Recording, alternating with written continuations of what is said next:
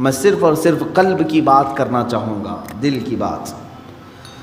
آج کے دور میں پوری کی پوری طاقت لگا دیتے ہیں اپنی صحت کو صحیح کرنے کے لیے۔ اگر آپ کا گھٹنا خراب ہوا تو مجھے یہاں تک خبر ملی کہ ایک گھٹنے کا آپریشن 1.5 لاکھ روپے سے، دل کا آپریشن، سر کا آپریشن، آنکھ کا آپریشن، ہاتھ کا آپریشن، جہاں کہیں تھوڑی خرابی آئی آپ مال خرچ کر کے اس کو صحیح کرانا چاہیں گے۔ جو لا علاج بیماری ہے کینسر، سب کو معلوم ہے، اس کے باوجود بھی کینسر ہونے کے بعد کوئی خاموش بیٹھتا ہے کہ چھوڑو اب تو مرنا ہی ہے؟ علاج میں وہ بھی 2-5 لاکھ روپے خرچ کر ہی دیتا ہے، اسے معلوم ہے کہ صحیح نہیں ہوتی، کوشش کرنے میں کیا کہیں۔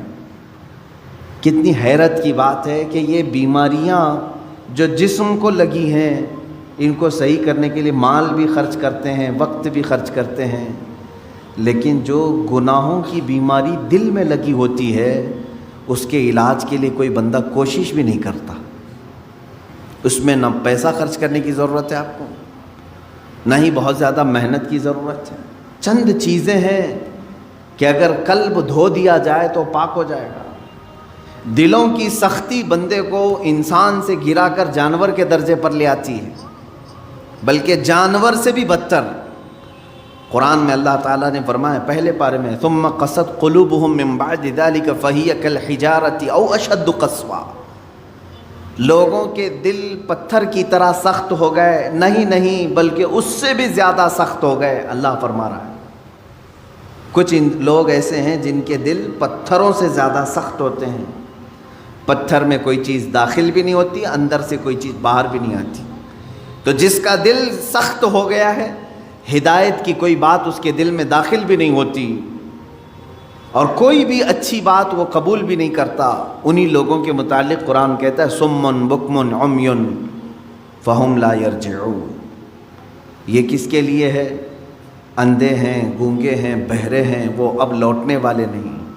قرآن میں اللہ تعالیٰ فرماتا ہے ختم اللہ علی قلوبہم وعلی سمعہم وعلی ابصارہم غشاوہ، اللہ نے ان کے دلوں پر مہر لگا دیا، ان کی آنکھوں پر، ان کے کانوں پر پردے پڑے ہوئے ہیں، ان کے لیے دردناک عذاب ہے۔ میرے عزیزو یاد رکھو، ایک مومن کے لیے سب سے پہلی چیز قلب کا تصفیہ، دل کا علاج کرانا۔ دل کا علاج سے مراد کسی کارڈیالوجی کے پاس جا کر کے نہیں، وہ تو خون کی نالیوں کو تو صحیح کر لے گا، لیکن دل کے اندر جو گناہوں کا میل ہے اس کو کوئی کارڈیالوجی صحیح نہیں کرتا، اس کو ڈاکٹرز نہیں صحیح کریں گے۔ اور یہ بیماری نہ تمہیں ایکس رے میں بھی نظر نہیں آئے گی، ہاں اس کی نشانیاں بزرگوں نے بیان کی ہیں، تم خود پرکھ سکتے ہو۔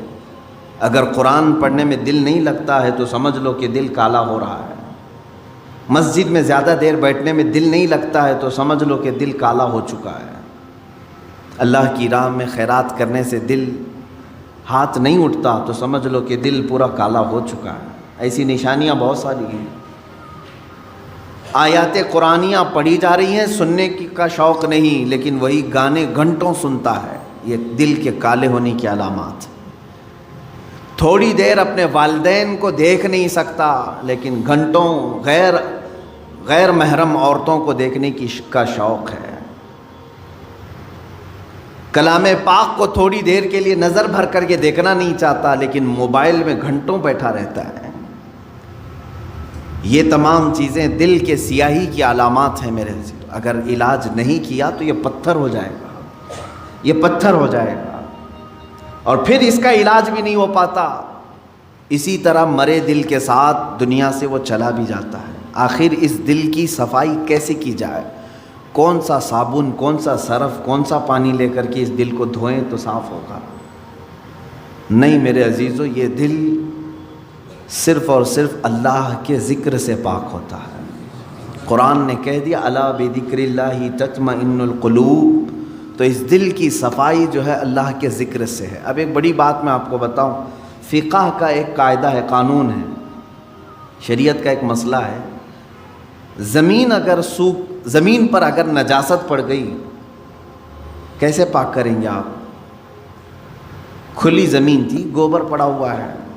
پاک کرنے کا طریقہ، ہر چیز کو پاک کرنے کا طریقہ الگ الگ ہے. مسائل آپ پڑھیں گے تو سمجھ میں آئے گا.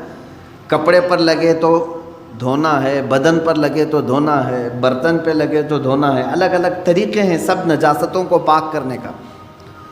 کپڑے پر اگر نجاست لگی ہے تو 3 مرتبہ دھونا ہے آپ کو. کوئی غلیظ نجاست لگ گئی تو، نجاست کی بھی 2 قسمیں ہیں، خفیف اور غلیظ. غلیظ کا مطلب جیسے پیشاب، پاخانے وغیرہ. خفیف کا مطلب حلال پرندوں کی بیٹ وغیرہ. تو یہ نجاست کو دھونے کے الگ الگ طریقے ہیں، لیکن ان میں سے اگر کہیں زمین پر نجاست لگی تو اسے کیسے دھوئیں گے آپ؟ کھلی زمین، میدان ہے باہر اور نجاست گر گئی ہے. اس کے پاک کرنے کے 2 طریقے بزرگوں نے لکھے ہیں، فقہاء کرام نے لکھے ہیں. پہلا طریقہ یہ ہے کہ بارش اتنی آ جائے کہ وہ نجاست بہہ جائے. بارش اتنی آ جائے، توجہ ہے نا. زمین کے پاک ہونے کے 2 طریقے ہیں. بارش اتنی آ جائے کہ نجاست وہ بہہ کے چلی جائے. دوسرا طریقہ ہے یا تو دھوپ اتنی زیادہ پڑ جائے کہ وہ نجاست سوکھ کر کے ختم ہو جائے، وہ زمین پاک ہو گئی. یا تو بارش سے زمین پاک ہوگی یا تو دھوپ سے زمین پاک ہوگی. یہ 2 قاعدے ہیں شریعت کے. نجاست یا تو بہہ کے چلی جائے یا سوکھ کر کے چلی جائے. سوکھ کر کے جب ختم ہو گئی تو وہ زمین پاک ہو گئی. اب آئیے میں یہ بات کیوں بتا رہا ہوں آپ کو. مشہور صوفیہ اکرام نے فرمایا، اے بندے، اسی طرح تیرے دل کی جو زمین ہے اس پہ اگر گناہوں کی نجاست لگ جائے تو اسے بھی دھونے کے 2 طریقے ہیں، اسے پاک کرنے کے 2 طریقے ہیں.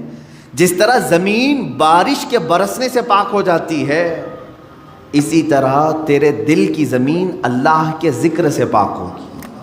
اللہ کا ذکر برسات ہے، یہ بارش ہے. قرآن کی تلاوت بارش ہے.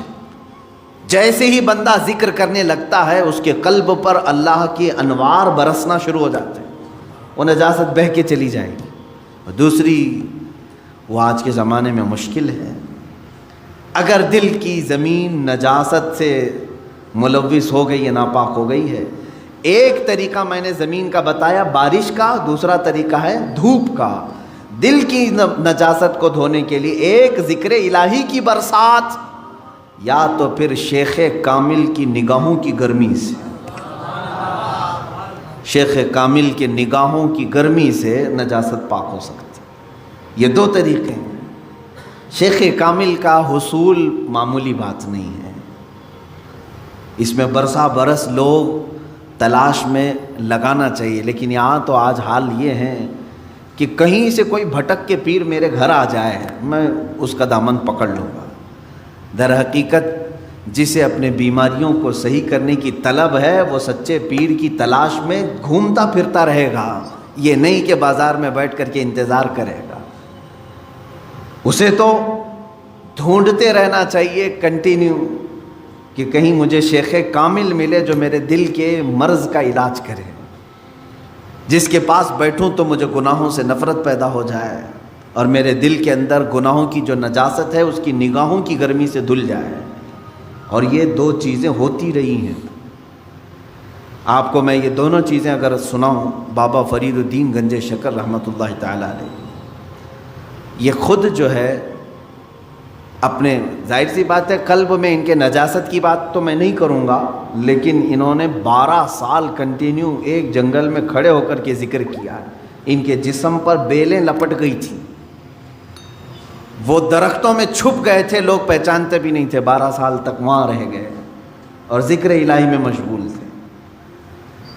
اور اس کے بعد ان کے مرید صادق محبوب الہی نظام الدین اولیاء رضی اللہ تعالیٰ، جو حضرت خواجہ فرید الدین گنج شکر کے مرید بھی ہیں، خلیفہ بھی، محبوب الہی، ان کا حال یہ تھا کہ یہ اپنے شیخ کی نگاہوں سے، صرف بابا فرید نے صرف ان کے قلب پر نگاہ ڈالی اور ان کی دنیا بدل گئی تھی. اور پھر وہ اس راستے پر ایسے آئے کہ اپنے وقت کے قطب بن گئے.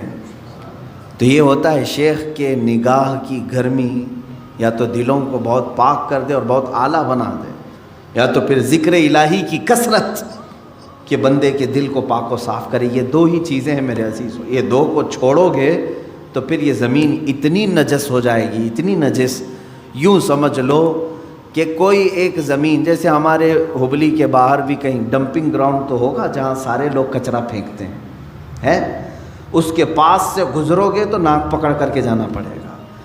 ایک وقت ہمارے دلوں کا بھی ایسا آتا ہے کہ اتنی نجاست اس میں آ جاتی ہے کہ فرشتے قریب آنے سے کراہت محسوس کرتے ہیں، نہیں آتے فرشتے۔ دلوں کی گندگی اور غلاظت اتنی بھی بڑھ سکتی ہے، کیوں؟ ہم نے کبھی دھویا ہی نہیں اس کو، گناہ پر گناہ، گناہ پر گناہ، گناہ پر گناہ ہوتے رہے لیکن دھویا کبھی نہیں، کیا ہوگا اس کا حال؟ آپ ان لوگوں کو دیکھتے ہوں گے جو سادھو وغیرہ جن کے جٹ ہوتے ہیں بال، کبھی نہیں نہاتے بیچارے، نہیں نہانے کی وجہ سے بال پورے جمع ہو جاتے، ہوتا ہے، ایک دوسرے سے بال چپک کر کے مل جاتے ہیں، اور پھر اتنی غلاظت اس کے اندر ہوتی ہوئی، واللہ اعلم وہ کون سے طریقے پر چلتے ہیں، کون سا دین ہے مجھے نہیں معلوم، لیکن کنٹینیو اگر آدمی پانی بھی نہ لگائے بالوں کو تو یہ جم جاتے ہیں، ایک دوسرے سے مل جاتے ہیں اور پھر جٹ بن جاتے ہیں، کھول بھی نہیں سکو گے، زندگی بھر کاٹ کے ختم کرنا پڑے گا۔ سوچو اگر دل کو کبھی نہیں دھویا آپ نے تو اس دل کی بھی وہی کیفیت ہوتی ہے جیسے وہ بالوں کا جٹ ہے، اتنا غلیظ ہو جاتا ہے۔ اسی لیے قرآن پاک میں میرے آقا صلی اللہ علیہ وسلم کی صفت اللہ نے کیا بیان کی ہے جانتے؟ وہ رسول تمہارے درمیان آ رہا ہے، دیکھیں 3 جگہ پر آیت آئی ہے، یہ 3 جگہ پر، تینوں جگہ پر اللہ نے یہی بیان فرمایا، وہ رسول تمہارے درمیان آ رہا ہے، یعلمہم الکتاب والحکمت ویزکیہم، تمہیں کتاب اور حکمت کی تعلیم دے گا اور تمہارے دلوں کو خوب پاک کرے گا۔ حضور کی سب سے بڑی صفت اللہ نے 3 جگہ قرآن میں کیا بیان کی؟ تمہارے دلوں کو صاف کرے گا۔ دلوں کو صاف کرنا یہ میرے آقا صلی اللہ تعالیٰ علیہ وسلم کا طرہ امتیاز رہا ہے۔ وہ ایسے طبیب حاذق تھے کہ جس کے متعلق شاعر نے سچ کہا، ایک عرب نے آدمی کا بول بالا کر دیا، خاک کے ذروں کو ہمدوش ثریا کر دیا، خود نہ تھے جو راہ پر اوروں کے ہادی بن گئے، کیا نظر تھی جس نے مردوں کو مسیحا کر دیا۔ رسول کریم صلی اللہ تعالیٰ علیہ وسلم نے اپنی نگاہ نبوت سے کتنوں کو ان کے دلوں کو پاک کیا ہے۔ کئی ایسے لوگ حضور پاک صلی اللہ علیہ وسلم کی بارگاہ میں حاضر ہوئے جن کے پچھلے زمانے کو ہم آج ذکر نہیں کر سکتے،